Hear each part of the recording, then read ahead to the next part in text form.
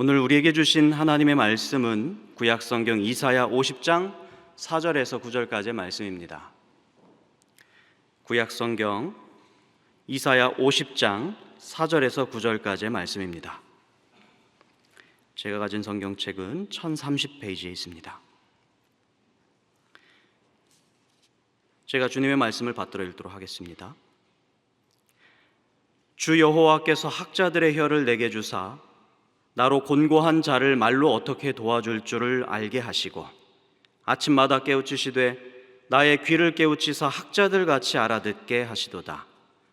주 여호와께서 나의 귀를 여셨으므로 내가 거역하지도 아니하며 뒤로 물러가지도 아니하며 나를 때리는 자들에게 내 등을 맡기며 나의 수염을 뽑는 자들에게 나의 뺨을 맡기며 모욕과 침뱉음을 당하여도 내 얼굴을 가리지 아니하였느니라. 주 여호와께서 나를 도우심으로 내가 부끄러워하지 아니하고 내 얼굴을 부싯돌같이 굳게 하였으므로 내가 수치를 당하지 아니할 줄 아노라. 나를 의롭다 하신 이가 가까이 계시니 나와 다툴 자가 누구냐? 나와 함께 설지어다. 나의 대적이 누구냐? 내게 가까이 나아올지어다. 보라, 주 여호와께서 나를 도우시리니 나를 정죄할 자 누구냐? 보라, 그들은 다 옷과 같이 헤어지며 좀이 그들을 먹으리라. 아멘. 살아계신 하나님의 말씀입니다. 오늘 3일 기도에 참석하신 성도 여러분들에게 우리 하나님께서 주시는 은혜와 평강이 가득하길 주님의 이름으로 축복합니다. 몇 년 전부터 대학부에서는 대학생들 시험 기간이 되면 간식과 또 간단한 이벤트를 준비해서 학교로 직접 찾아가는 이른바 간식 투어라고 하는 그런 행사를 진행해 왔었습니다. 지난 봄에는 이 중간고사 기간에 한 대학부 교육자가 이 행사를 위해서 아이디어를 내주었는데요. 이번 간식 투어는 실제 병사들이 먹는 전투식량으로 가면 어떻겠습니까? 이렇게 아이디어를 제시해 줬어요. 비비탄으로 소총을 쏴서 관역을 맞추면 초코파이도 주는 이런 이벤트는 어떻겠습니까? 그러려면 군복도 입어야 되겠습니다. 조교처럼 말도 해야 되겠습니다. 형제님 뛰어옵니다 이러면서 다나카체로 하면 어떻겠습니까? 이렇게 아이디어를 제시해 주었습니다. 자유로운 분위기에서 또 젊은 감각을 지닌 교역자들의 어떤 창의적인 의견을 내고 있었던 그런 자리였기 때문에 뭔 모르고 별 생각 없이 듣고 있다가 좋네요 하고 허락을 했어요. 그런데 막상 이 개구리복을 입어야 되고 빨간색 티셔츠와 새빨간 모자를 써야 한다는 생각, 그리고 그것을 입고 캠퍼스를 가야 한다는 그런 생각에 압구정을 출발할 때부터 부끄러움이 밀려왔습니다. 왜 부끄러웠을까요? 우선 제가 지내온 바로는 압구정에 그런 패션으로 돌아다니는 사람 한 명도 제가 본 적이 없었습니다. 그런 해괴한 패션은 본 적이 없고, 또 무엇보다도 그때는 봄날이었기 때문에 초록빛이 한창이었단 말입니다. 캠퍼스도 초록빛, 모든 것도 초록초록인데 고추장 같은 빨간색 옷을 입고 돌아다니는 건 저희들밖에 없어서 너무 그 몰골이 도드라질 게 뻔했고, 거기다가 선글라스도 꼈단 말입니다. 그래서 모든 교역자들이 심각하게 고민을 했습니다. 우리 이거 정말 해야 하나요? 모두가 고민할 때 단 한 명만 끝까지 하자고 우겼습니다. 누구겠습니까? 아이디어를 제시한 그 목사님만 끝까지 하자고 우겼습니다. 그런데 학교를 그렇게 방문을 했는데요, 정말 신기한 건 아이들이 재미있어 하는 겁니다. 물론 저희가 그 몰골로 캠퍼스에 출몰했을 때는 대학생들도 굉장히 당혹스러워했지만 이내 시원하게 즐기는 모습을 발견하게 되었습니다. 심지어 저희가 하는 이벤트가 굉장히 재밌었던지 지나가는 행인, 학교에서 하는 축제인 줄 알고 줄을 서더라고요. 그래서 저희는 그 몰골로, 우스꽝스러운 몰골이었지만 둘러서 아이들을 둘러싸서 기도도 해주고, 또 강제적으로 저희의 모자를 아이한테 씌워줘서 사진 촬영도 하고, 그렇게 좋은 시간을 보냈어요. 제가 아이들에게 물었습니다. 너희는 우리가 안 부끄럽니? 그랬더니 저희는 괜찮죠 라고 이야기를 해주었어요. 차라리 낫다고 합니다. 차라리 나아요. 양복을 입고 우르르 몰려다니시는 것보다 이게 나아요. 이렇게 이야기를 했었어요. 그 말에 저희가 용기를 얻어서 아이들을 위해서 망가질 수만 있다면 무엇을 못하겠나 하는 그런 생각이 들었고, 다음 간식 투어는 더 망가져도 되겠구나 하는 생각으로 부끄러움을 극복했습니다. 부끄러움. 저는 오늘 여러분들과 함께 이 부끄러움에 대한 이야기를 함께 나눠보고자 합니다. 여러분 보통 언제 부끄러움을 느끼셨습니까? 감추고 싶은 것이 드러났을 때 보통 부끄러워하시죠. 사실 감추고 있는 것 그 자체는 부끄럽지 않습니다. 그렇지 않습니까? 누구나 부끄러운 것들 한두 개씩은 가지고 계십니다. 근데 그것 자체가 너무 부끄러워서 견디기 힘들다 이렇게 생각하시지는 않을 것 같아요. 진짜 부끄러운 것은 감추고 싶은 것이 드러났을 때 부끄럽습니다. 감추고 싶었던 것이 공개됐을 때, 그래서 내 실제 모습과 또 내가 여태까지 보여줘 왔던 그 모습에 괴리가 발생했을 때 부끄러움이 일어납니다. 그런데 그런 감추고 싶은 것이 드러나는 것보다 더 깊은 부끄러움이 있어요. 예를 들면 양심을 속이는 부끄러움. 확실하지 않은 것을 확실한 것처럼 떠벌리고 다니다가 문득 찾아오는 부끄러움. 내 안의 가치가 충돌하면서 머뭇거리다가 과감하게 실천할 때를 놓쳤을 때 생기는 부끄러움. 내가 정말 가치 있게 생각한 이 복음이 내 삶의 자리에서 전혀 이루어지지 않을 때 나타나는 부끄러움. 내가 믿는 게 정말 옳은가? 라고 고민하고 있는데 옆에 있는 사람은 온 몸을 바쳐서 열정적으로 헌신하고 열정적으로 섬기고 있는 그 모습을 볼 때 내게 당면하는 부끄러움. 이런 부끄러움들은 내가 추구하는 가치와 또 실제 내 존재 사이의 괴리 때문에 발생하게 되는 부끄러움인 것 같습니다. 이런 부끄러움을 자기소외라고 부르기도 합니다. 오늘 우리가 읽은 말씀은요, 이 말씀에서 말하고 있는 화자가 당면한 상황은 정말 부끄러운 상황이거든요. 침뱉음을 당하고 모욕과 멸시를 당하고 있는데도 전혀 부끄러워하지 않습니다. 이 종에게 나타나는 모든 모습 속에서 부끄러움을 찾아볼 수 없습니다. 부끄러운 상황에 놓여 있는데도 부끄러워하지 않을 수 있는 이유, 오늘 이 말씀을 통해서 주님의 음성을 한번 들어보고자 합니다. 먼저 오늘 이 본문이 이사야의 어디쯤 위치해 있는지를 살펴볼 필요가 있겠습니다.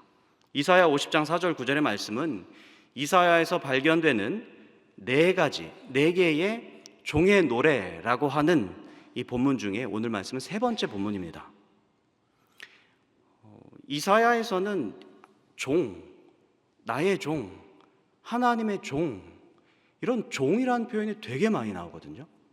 손으로 꼽을 수가 없습니다. 굉장히 많이 나옵니다. 그런데 이 19세기의 베른하르트 둠이라고 하는 구약학자는 이 종이라는 말이 나온 여러 가지 본문 중에서 자신이 하나님께 택함받은 종이다라고 하는 그런 분명한 자각과 종의 사명을 노래하는 이 네 편의 본문을 따로 구분해가지고 종의 노래라고 하는 이름을 붙였습니다. 그 본문은 다음과 같습니다. 이사야 42장 1절에서 9절까지, 또 이사야 49장 1절에서 6절까지, 이사야 50장 4절에서 9절, 오늘 우리가 읽은 본문, 그리고 마지막으로 이사야 52장 13절에서 53장 12절까지의 본문, 이 네 가지를 여호와의 종의 노래라고 명명했습니다.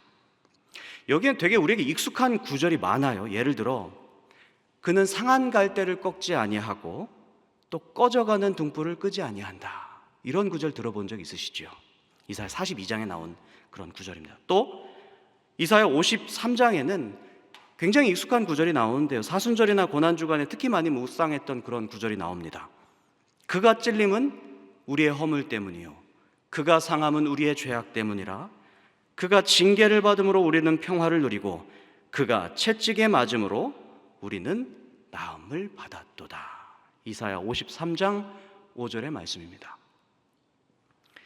여기서 말하는 그가 누구겠습니까, 여러분? 눈치 금방 채실 수 있으시겠죠. 그가 누구입니까? 우리 주 예수님입니다. 아하, 이 종의 노래에서 이 종은 예수님이구나 라고 생각할 수 있지요. 상한 갈대를 꺾어버리지 않는 온유한 종. 상한 갈대가 있으면 뽑아버려야죠. 그런데 예수님은 꺾지 않아요. 꺼져가는 불이 있으면 훅 불어서 새롭게 불을 붙이는 게 마음에 편하지 않겠습니까? 절대 끄지 않는 그런 온유한 종. 찔리고 채찍에 맞음으로써 다른 사람의 죄를 대속한 종. 우리는 예수님을 떠올리지 않을 수가 없습니다. 그렇습니다. 이 종은 정말 가장 멋지게 종의 사명을 완수한, 가장 완벽하게 이 사명을 완수한 이 종, 성경 속에서 예수님밖에 없다. 우리는 이렇게 고백합니다. 예수님은 여호와의 종의 완벽한 모델이다. 그러므로 우리가 그 모델을 따라갈 필요가 있다. 이렇게 생각되는 분입니다. 특히 이 세 번째, 오늘 우리가 읽은 이 본문 말씀은, 이 노래는 하나님께서 맡기신 말씀, 그 위대한 지식을 증언할 때 고난에 처하기 마련인데, 그때 어떻게 부끄러워하지 않고 담대하게 복음을 전할 수 있는지 우리에게 깨우쳐주고 있습니다. 말씀으로 좀 더 깊이 들어가 봅시다. 4절 말씀을 앞에 화면을 참고해 보시고 함께 읽도록 하겠습니다. 주 여호와께서 학자들의 혀를 내게 주사 나로 곤고한 자를 말로 어떻게 도와줄 줄 알게 하시고 아침마다 깨우치시되 나의 귀를 깨우치사 학자들 같이 알아듣게 하시도다. 아멘. 먼저 이 종은 하나님께서 자신에게 학자들의 혀를 주셨다고 고백하고 있습니다. 그래서 그 혀의 말로 곤고한 자를 어떻게 도와줄 줄 알게 하셨다. 이렇게 말하고 있거든요. 또 두 번째로 학자들 같이 알아듣게 하신다. 이렇게 말하고 있어요. 그래서 학자들 같이 알아듣게 하셔서 학자들의 귀를 주셔서 그렇게 알아듣게 하신다. 이렇게 말하고 있습니다. 우리가 알 수 있는 것은 이 여호와의 종의 사명은 학자들의 혀로 하나님께서 주신 말씀을 전하는 사명, 그리고 학자들의 귀로 하나님께서 주신 말씀을 듣는 사명으로 구분될 수 있겠죠. 통합해 보면 주로 말씀과 관련된 사역이라고 이해할 수 있겠습니다. 학자들의 혀, 학자들의 귀, 여기 한번 주목해 보겠습니다. 여기서 이 학자라는 말은 우리가 많이 배워서 식견을 쌓은 자, 그래서 유창하게 말할 줄 알고 또 학자처럼 지식을 많이 들어서 그것이 무엇인지 분별할 수 있는 지혜가 있는 사람, 이렇게 우리가 생각할 수 있잖아요. 그런데 이 종이 학자의 혀와 학자의 귀를 가지고 누구에게 다가가고 있다고 말씀하고 있습니까? 곤고한 자에게 다가가고 있다. 이렇게 말씀합니다. 학자의 지혜를 가지고 곤고한 자에게 간다. 조금 어색한 감이 없지 않습니다. 왜냐하면 식견을 갖추고자 하는 자들은 식견이 있는 자들에게 가서 소통하기 위해서 식견을 갖추고자 합니다. 그들과 소통하기 위해서. 그런데 곤고한 자들, 고통당하는 자들, 삶의 문제로 힘들어하는 자들에게는 이런 지식과 정보만을 가지고 다가가기가 조금 어렵습니다. 왜냐하면 그 식견이 오히려 독이 될 수 있기 때문입니다. 식견이 아니라 긍휼, 공감, 사랑, 이런 정서적인 준비가 필요한 법입니다. 곤고한 자들에게는요. 그래서 이 학자들이 우리가 아는 그 학자일까 살펴볼 필요가 있겠죠. 아니나 다를까 이 학자들의라고 하는 이 말의 히브리어 원뜻은 우리가 아는 그런 학자의 의미가 아니었습니다. 학자들에 해당하는 히브리어 리무딤, 아마 여러분들 성경책에 관주가 있으신 분은 거기에 관주 표시가 되어 있을 겁니다. 배운, 제자애라고 하는 표현으로 되어 있을 거예요. 이 표현은 공부를 많이 해서 박식해졌다는 뉘앙스가 아닙니다. 여기서 말하는 이 리무딤은 오히려 스승과 긴밀해진 관계를 통해서 스승의 의도와 스승의 마음을 잘 알아 깨우친이라는 뜻에 더 가깝습니다. 이러한 뉘앙스를 갖고 있는 거예요. 그렇다면 이 학자들의 혀, 학자들의 귀가 의미하는 바는 유일한 스승이신 여호와 하나님과의 긴밀한 관계를 통해서 하나님의 뜻을 정말 잘 알게 되고 하나님의 의중을 잘 받들게 되고 하나님께서 무엇을 말씀하시는지 그 마음을 잘 알게 되어서 그것을 전하는 혀이고 그것을 듣는 귀다. 하나님의 마음을 아는 귀이고 하나님의 마음을 전달하는 입술이다. 유식하다는 의미도 아니고요, 유창한 말솜씨도 아니다. 하나님의 마음을 아는 지식이다. 이렇게 깨달을 수 있겠습니다. 자, 이제 학자들의 혀와 학자의 귀를 가지고 하나님과의 긴밀한 관계를 통해서 이 종이 하나님의 말씀을 받습니다. 그런데 이 말씀을 받는 순간부터 이 종의 마음 깊숙한 데서 부대낌이 일어나는 것 같습니다. 5절 말씀을 같이 한번 읽어보겠습니다. 주 여호와께서 나의 귀를 여셨으므로 내가 거역하지도 아니하며 뒤로 물러가지도 아니하며. 아멘. 거역할 수도 있고 뒤로 물러갈 수도 있다는, 거꾸로 읽으면 이렇게 읽을 수 있거든요. 하나님께서 종의 귀를 열어주셔서 이 종이 그 말씀을 받았는데 거역하지도 않고 뒤로 물러가지도 않습니다. 말씀을 튕겨내지도 않고 귓등으로 흘려보내지도 않습니다. 그런 의지가 느껴집니다. 거꾸로 말하면 보통 사람은 듣고 내버렸을 만한 수준의 말씀이었다는 얘기예요. 훈련되지 않은 사람은 충분히 거역할 수 있는 말씀이다.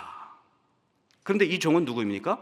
훈련된 사람, 학자의 귀를 갖고 있는 사람이잖아요. 하나님의 의중을 분명히 깨닫고서 하나님의 마음을 분명히 깨닫고서 그 말씀을 피하지 않고 그대로 받아내며 버텨내고 있습니다. 말씀을 받아내고 흘려보내지 않고 버텨내는 사람들, 우리는 성경에서 굉장히 많이 발견할 수 있죠. 우리는 이런 사람들을 선지자라고 이야기합니다. 예언자. 목에 칼이 들어와도, 생명의 위협을 느끼더라도 하나님의 말씀을 받아내는 사람들이었습니다. 너는 가서 햇사람 우리아를 살인 교사한 다윗에게 가서 꾸짖고 경책하고 저주를 말하고 나의 뜻을 전하라. 누구에게 이런 말씀을 전해주셨겠습니까? 나단에게 했을 것입니다. 너는 이 백성의 마음을 둔하게 해라. 눈을 감기게 해라. 어설피 깨닫고 돌이킬까가 내가 염려된다. 심판을 면하지 못하게 하라. 이 땅은 반드시 황폐해지게 된다. 누구에게 이 말씀하신 줄 아십니까? 이사야에게 해주셨습니다. 내가 너를 여러 나라의 선지자로 세웠으니 아이라 말하지 마라. 너는 누구에게든지 내가 보내는 자에게 가고 뭘 명령하든지 말해라. 누굽니까? 지난번 말씀 들었던 예레미야입니다. 가서 십자가를 져라. 거기서 못 박히고 살을 찢어 그 피로 모든 인류, 모든 역사의 죄악을 담당하라. 누구에게 대한 말씀이었겠습니까? 우리 주 예수 그리스도께 대한 말씀이었습니다. 문제는 이 말씀을 받아내는 과정 가운데 고난이 닥쳐요. 위경으로 평가되는 이사야 승천기에 의하면 이사야는 히스기야의 아들 므낫세 통치 때 톱으로 켜서 죽임당했다라고 하는 기록이 있습니다. 예레미야는 구덩이에 갇혀서 감시당했고요. 예수님은 아무 죄도 없이 죄인이 되셨고 사람들은 그 예수님의 죽음을 마땅히 여겼습니다. 오늘 말씀도 마찬가지입니다. 하나님께서 이 학자의 귀를 열어주셔서 이 종이 말씀을 받아내는데, 그 말씀을 알게 됐는데, 그 말씀을 전하게 됐는데, 종은 거역하지도 않고 물러서지도 않았는데 이런 취급을 당하고 있어요. 우리 6절을 한번 같이 읽어보겠습니다. 나를 때리는 자들에게 내 등을 맡기며 나의 수염을 뽑는 자들에게 나의 뺨을 맡기며 모욕과 침뱉음을 당하여도 내 얼굴을 가리지 아니하였느니라. 여러분, 하나님께서 주신 말씀이 듣기에 좋기만 하다면 왜 이렇게 종의 등짝을 때렸겠습니까? 하나님의 말씀이 자신의 이익을 해치는 말씀이 아니라면 왜 달려와서 수염을 뽑았겠습니까? 그 말씀이 현실을 반영하고 현실의 바탕을 둔 매우 상식적인 소리였다면 왜 모욕하고 침을 뱉었겠습니까? 아니었으니까 그렇다는 거예요. 아니었으니까. 자기 욕구에 충돌하니까, 상식에 어긋나니까, 이익에 반응하니까 종을 그렇게 못 살게 군 것입니다. 이 종이 무슨 말을 전했길래 이렇게 고통을 당해야 했겠습니까? 이 종이 무슨 말씀을 전했겠습니까, 여러분? 이 종이 전한 말씀을 이해하려면 오늘 이 말씀의 위치를 다시 한번 돌이켜 볼 필요가 있습니다. 오늘 우리가 읽은 말씀, 여호와의 종의 노래 세 번째 노래이자 이사야 40장부터 55장까지 이르는 이스라엘의 위로의 책이라고 하는 그 책 묶음에 들어있는 본문입니다. 이 책은 포로기 이스라엘, 바벨론 포로 상황 가운데 놓여있는 백성들에게 선포된 말씀입니다. 그 책 묶음의 첫 구절 40장 1절은 이렇게 기록되어 있습니다. 한번 같이 읽어보겠습니다. 너희는 위로하라, 내 백성을 위로하라. 너희는 예루살렘의 마음에 닿도록 말하며 그것에게 외치라. 그 노역의 때가 끝났고 그 죄악이 사함을 받았느니라. 아멘. 너희, 선지자를 말합니다. 노역이 끝났다는 말이 뭐예요? 이제 곧 해방이라는 이야기입니다. 포로로부터 귀환해서 자유인이 될 것이라는 그 예언이 선포되고 있습니다. 학자의 귀로 받은 말씀이 무엇이라고요? 이스라엘이 포로로부터 해방될 것이다. 학자의 혀로 선포해야 할 말씀이 너희의 노역의 때가 끝났다, 이걸 선포해야 했습니다. 사람들 반응이 어땠겠습니까? 와, 할렐루야 이랬겠습니까? 기뻐만 했겠습니까? 아닐 것 같아요. 한마음이 아니었을 것 같아요. 포로 생활 가운데 극심한 가난과 힘겨운 노역 속에서 이들이 꺾인 건 자존심만이 아니었습니다. 이미 심각한 수준으로 이들의 여호와 신앙이 붕괴되어 있었습니다. 승리의 하나님이라고, 창조주 하나님이라고, 신중의 신, 웃기지 말라고 해. 이런 마음이 왜 없었겠습니까? 여호와 신앙이 상산조각 났을 것입니다.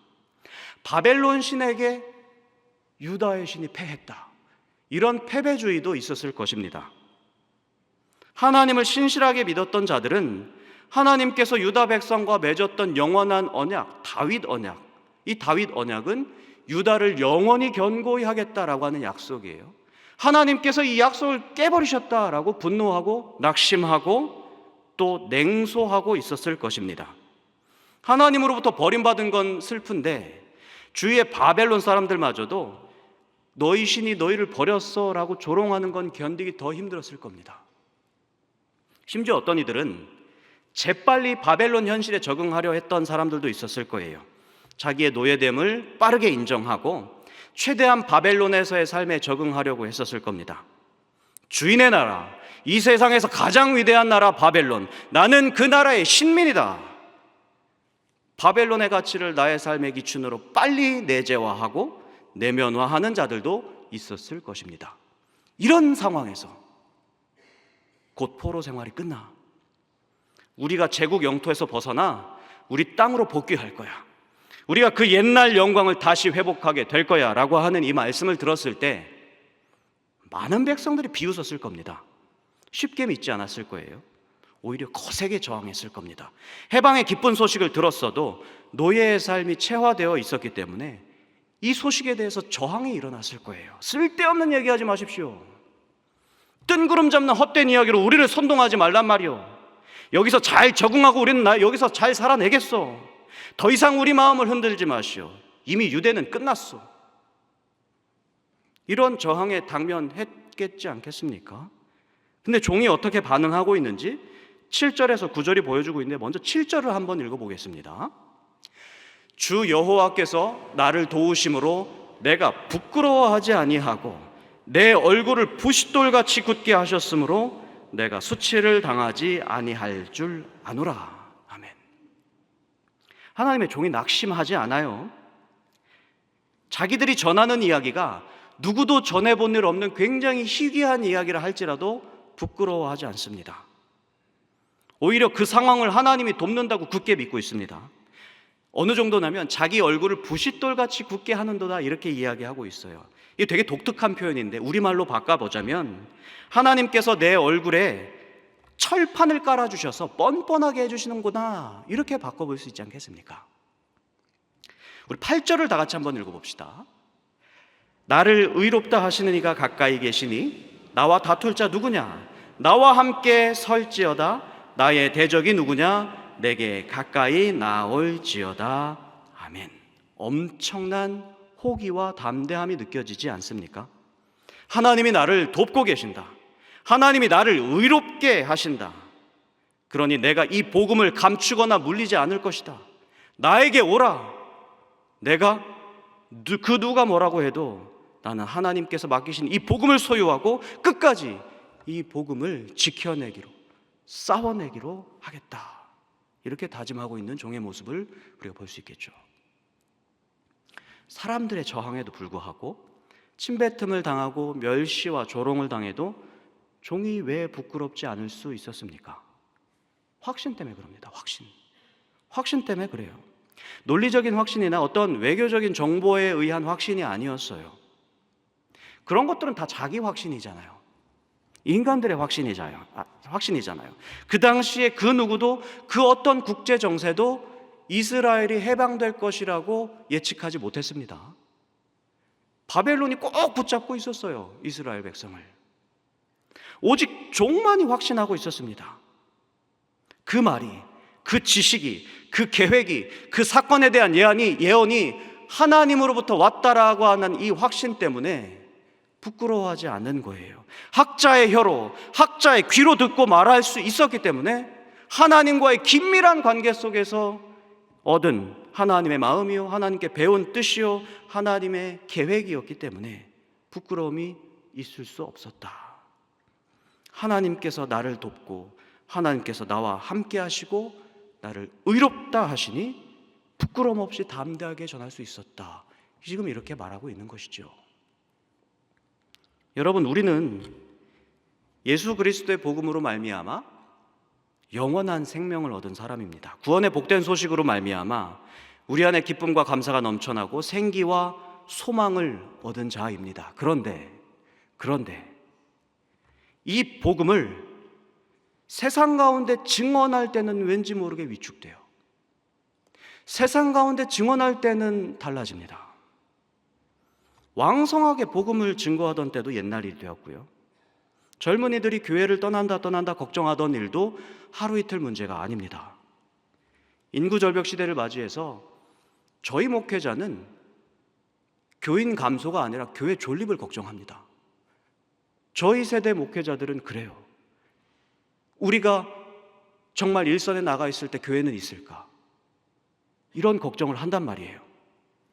선교의 패러다임이 바뀌었다고 하나 선교의 방법, 프로그램에 있지 않다는 그런 생각이 지배적입니다. 다시 말하면 근원적으로 이 시대는 복음을 거부하고 있다.